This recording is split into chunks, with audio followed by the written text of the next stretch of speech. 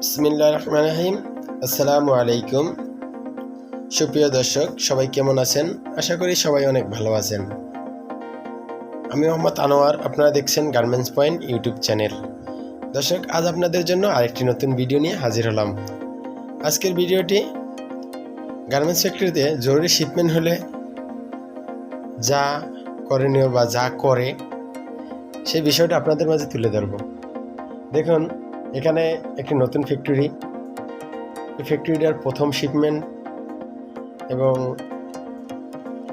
ফ্যাক্টরিটা এখন পর্যন্ত পুরোপুরি সেট আপ না হওয়ার কারণে এখানে এই গ্রুপের পুরাতন ফ্যাক্টরির থেকে আয়রনম্যান এনে এখানে রাত 12টা পর্যন্ত কাজ করানো হচ্ছে। তারা 8টা থেকে রাত 12টা পর্যন্ত 4 ঘন্টা কাজ করতেছে। তো এই ফ্যাক্টরিটা বর্তমানে যে একটা পরিস্থিতি, বর্তমানে আয়রনম্যান ফিনিশিংয়ের লোকজন না থাকার কারণে অনেক ব্যাকলড হয়ে গেছে, যার কারণে কাজ করে আগানো যাচ্ছে না। তাই পুরানো ফ্যাক্টরি থেকে কিছু সিনিয়র আয়রনম্যানদেরকে হায়ার করে এনে তাদেরকে কাজ করানো হচ্ছে। সবাই কিন্তু খুব গরমে ঘামছে এবং তারা গরম সহ্য করতে না পেরে, দেখেন ফ্যান নাই উপরে, গরম সহ্য করতে না পেরে কিন্তু সবাই শার্ট গেঞ্জি খুলে খালি গায়ে কাজ করতেছে। অনেকে দেখলে বুঝবেন এটা আবার কেমন ফ্যাক্টরি, এরকম কাজ কেন করতেছে। আসলে ফ্যাক্টরিতে কেউই নাই, এখন রাত 11টা প্লাস। তো এই জন্য সবাই কি করলো, যে যার যার শার্ট গেঞ্জি পরা ছিল সেগুলো খুলে তারা খালি গায়ে কাজ করতেছে। যেহেতু ফ্যাক্টরিতে কেউই নেই, আমরা হাতে গোনা 5-7 জন আছি। এই ভাই যারা দেখতেছেন, উনি শাইন ভাই, উনি খুব এক লাজুক টাইপের মানুষ। তাই উনি গরম অনেকভাবে সহ্য করতে পারে, তাই উনি শার্ট পরেই কাজ করতেছে। আর এদিকে যাদেরকে দেখতেছেন, উনি হচ্ছে হাসান ভাই, উনি অনেক গরম, উনি অনেক কাজেও চালু। তাই ওনারা কী করতেছে, সুন্দর করে শার্ট খুলে আয়রন করতেছে। এগুলো একটা নতুন কাজ এবং এই ফ্যাক্টরিটা নতুন চালু হওয়ার কারণে নতুন প্রথম শিপমেন্ট।